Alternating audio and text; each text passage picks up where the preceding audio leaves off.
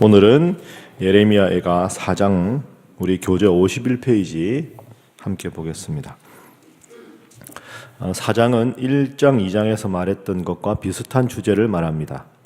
여러 고통 중에서 극심한 이하의 고통을 특히 강조합니다. 예루살렘의 자녀들이 흩어지고 굶주림을 극심하게 경험합니다.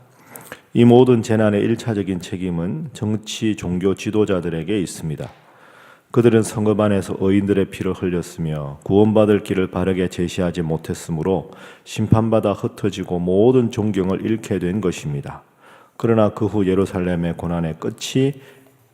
고난이 끝날 것을 말합니다. 그래서 예레미야 애가는 총 5장까지 한 장 한 장마다 그 예루살렘 성의 슬픔을, 멸망을 슬퍼하고 탄식하는 내용이다, 이렇게 말씀드렸습니다.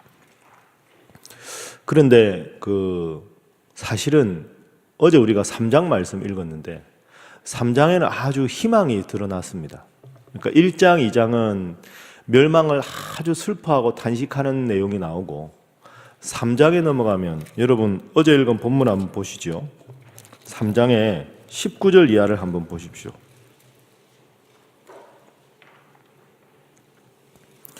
자, 19절에 보면 고초와 재난, 힘든 어려운 일을 만나서 마음 아픈 것. 20절, 내 마음이 그 멸망을 기억하고 낙심이 되오나. 21절, 오히려 이것이 소망이 되었음은 인자와 긍휼이 무궁하시기 때문입니다. 그래서 24절 말씀, 내 심령에 이르기를 여호와는 나의 기업이시니 그러므로 내가 그를 바라리라. 26절, 사람이 여호와의 구원을 바라고 잠잠히 기다림이 좋도다.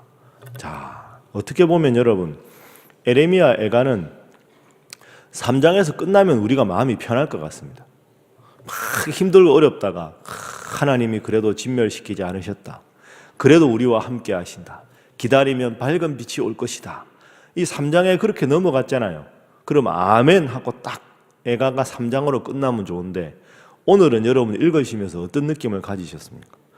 어제는 좀 분위기 좋았는데 오늘은 다시 또 왜 이 성이 멸망하였는고, 왜 이 모양 이 꼬라지인고, 막 이런 내용이 또 계속됩니다. 그래서 본문이 던져주는 교훈 첫 번째입니다. 인생의 고통은 늘 계속된다. 이게 첫 번째 교훈입니다. 부정할래야 부정할 수 없는 교훈이지요. 희망으로 감사하고 마쳐야 할 것 같은데, 하나님 앞에 기도할 때는 막 기분이 기쁘고 이제 뭐가 될 것 같았는데 다시 현실로 딱 돌아와서 보니까 예루살렘 성이 망해져 있고 성전이 부서져 있고 내 사랑하던 젊은이들, 아는 사람들은 포로로 다 잡혀가 있고 예루살렘 성에 남은 사람들은 힘없고 굶주린 사람들만 남아있고 너무너무 배가 고파가지고 자식을 삶아서 먹기까지 하고, 오늘 본문에 4장의 10절 말씀 보면 자기들의 손으로 자기들의 자녀들을 삶아 먹었도다. 이런 일이 아직도 계속됩니다. 그러니까 희망 다음에 또 절망이 찾아오고 기쁨 가운데 또 고통이 찾아오는 것, 그것이 인생이다 하는 것이 첫 번째 교훈입니다. 그럼 우리가 이 고통 가운데 기억해야 될 게 무엇일까요? 제가 주기도문 강해할 때 여러분에게 말씀드렸습니다. 한번 따라하겠습니다. 시험으로부터의 보호. 한 번 더 다른 걸로 따라하겠습니다. 시험 안에서의 보호.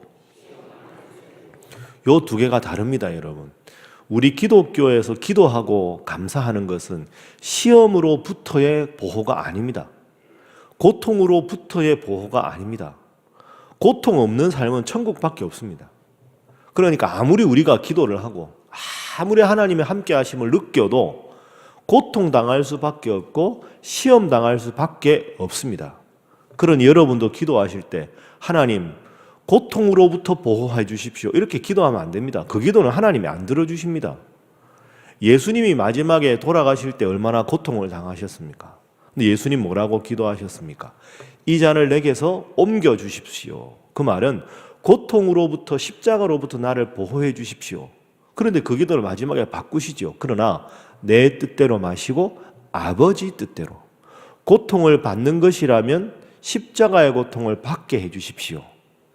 제가 여러분과 따라한 표현으로 하면 고통으로부터의 보호가 아니라 십자가의 고통 안에서 저를 보호해 주십시오.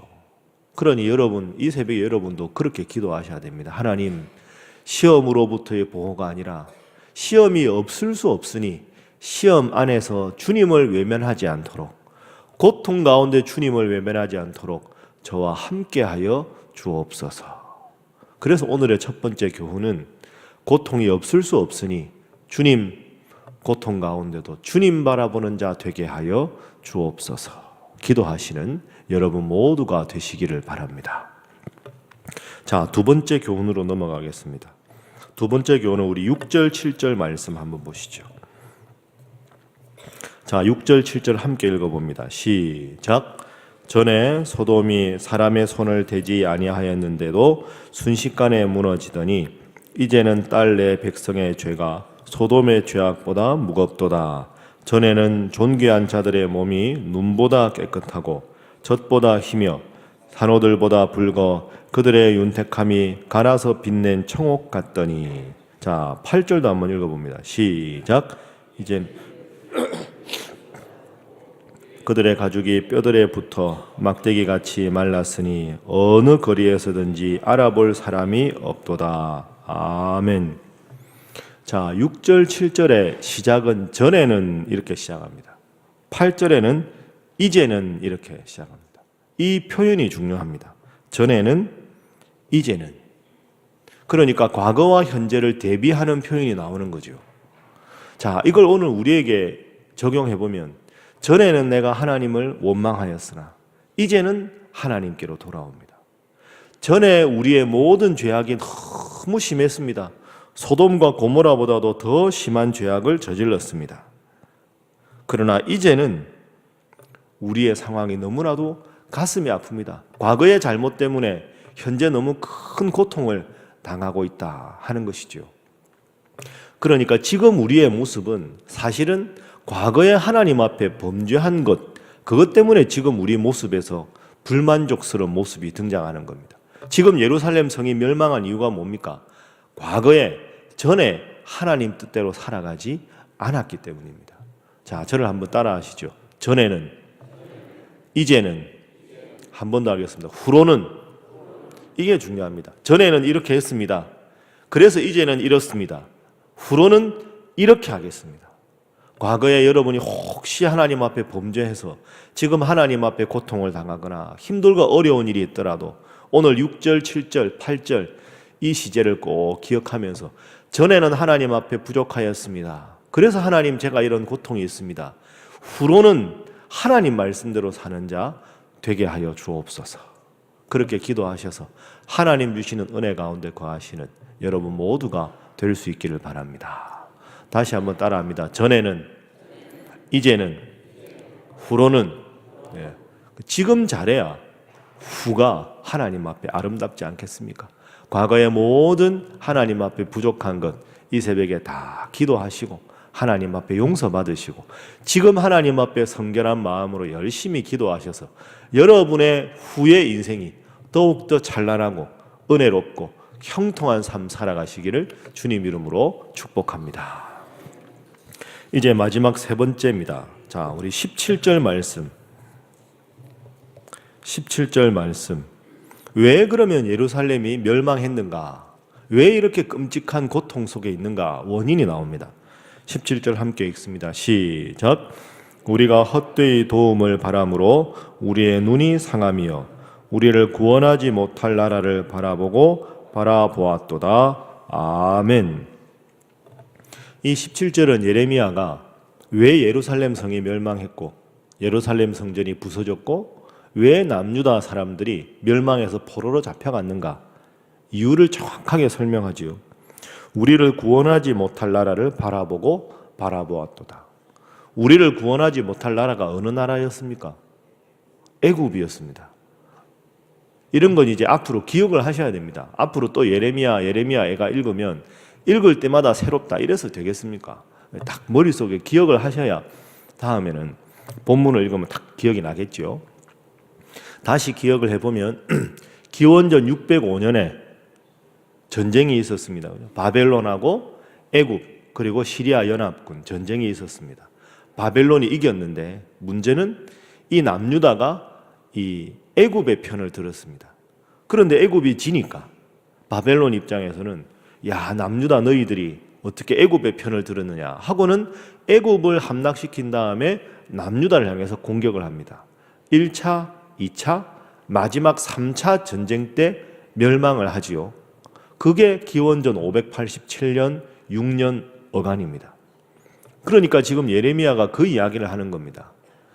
나라가 힘들고 어려워질수록 스스로 회개하고 하나님께 나가고 하나님께 용서를 구해야 하나님께서 모든 것 가운데 은혜를 베풀 텐데, 하나님을 의지하지 않고 오늘 17절 말씀처럼 우리를 구원하지 못할 나라, 우리로 말하면 뭐겠습니까? 내가 의지할 하나님보다는 나하고 가까운 사람, 나에게 도움이 될 만한 환경, 이런 것만 의지한 것이 나라가 멸망한 이유가 되었다 하는 거죠. 여러분, 우리가 눈을 뜨면 세상이 다 보입니다. 그러면 세상을 의지하지 않으려면 뭘 해야 되겠습니까? 눈을 감으면 됩니다. 눈을 감으면 누가 보일까요? 하나님이 보이는 거죠. 너무 눈 많이 뜨고 이렇게 세상에 누구를 의지할까 생각하지 말고 새벽마다 나와서 딱 눈을 감으면 하나님과 함께 하실 줄로 믿습니다. 그러니까 눈 뜨고 세상의 모든 것은 하나님 보시기에 좋은 걸 보라는 거지, 내가 누구를 의지하고 무엇을 의지하고 자꾸 인간적인 생각하는 데서 우리의 고통과 고난이 시작됩니다. 하나님 찾는 거 간단하지 않습니까? 눈을 질끈 감고 주여 하면 하나님께서 들으시지 않겠습니까? 참 생각하면 생각할수록, 신앙생활 하면 할수록 저는 새벽기도의 힘이 너무너무 크다 이런 생각 많이 합니다. 4살 때부터 가정예배를 드리고 초등학교 1학년 때부터 새벽기도 그렇게 다녔는데 사람이 참 게을러지더라고요. 신학교 있을 때는 새벽기도 나가기가 생각보다 쉽지 않았습니다. 근데 제가 목회를 하면서 요즘 느끼는 건 진짜 새벽기도 이거 너무 잘 만들었다.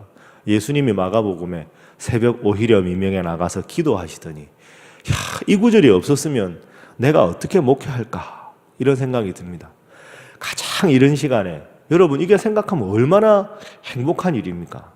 때로 날씨가 춥고 하면 바쁘고 피곤하면 나오기 힘들지만 우리가 밤새 잘 자고 맨 처음에 일어나서 하는 일이 우리 임마누엘 찬양대와 함께 찬송 부르고 하나님 말씀을 듣고 말씀 붙잡고 기도하고, 그러고 나서는 발걸음을 우리 하나님이 저 하늘에서 보시면 얼마나 기쁘겠습니까? 그게 우리의 삶을 지탱하는 가장 중요한 힘입니다. 하루 24시간 중에 가장 소중한 시간이 어느 시간입니까? 새벽기도 시간입니다. 새벽기도 나오는 발걸음, 여기 와서 하나님을 만나는 발걸음, 돌아가면서 하나님 말씀 붙잡고 하나님 이 말씀대로 살겠습니다. 얼마나 그것이 기쁘고 힘든 일입니까? 기쁘고 즐거운 일입니까? 때로는 힘들기도 하지요. 그래서 오늘 말씀 마지막으로 꼭 기억하시고, 내 인간적인 조건과 인간적으로 나를 도울 사람, 그게 아니라 만왕의 왕이신 하나님 의지하시고 항상 주님 말씀 붙잡고 기도하셔서 주님 주시는 힘과 능력으로 살아가는 기도의 모든 용사 되시기를 주님 이름으로 축복합니다. 함께 기도하겠습니다. 이 시간 말씀 생각하면서 기도합니다. 하나님, 고통이 늘 있다는 것을 겸손히 인정하게 하시고 문제의 원인을 하나님과 나의 관계에서 찾게 하시며 늘 주님께 기도하는 자 되게 하여 주옵소서. 여러분, 우리가 잘 아는 찬송가 있습니다. 내 일생 소원은 늘 찬송하면서 주께 더 나가기를 원합니다. 이 고백이 여러분 모두의 고백이 되게 해달라고 주님 앞에 간절히 기도하시고 돌아가겠습니다. 함께 기도합니다. 주여 믿습니다. 주여 믿습니다. 주여 믿습니다. 하나님,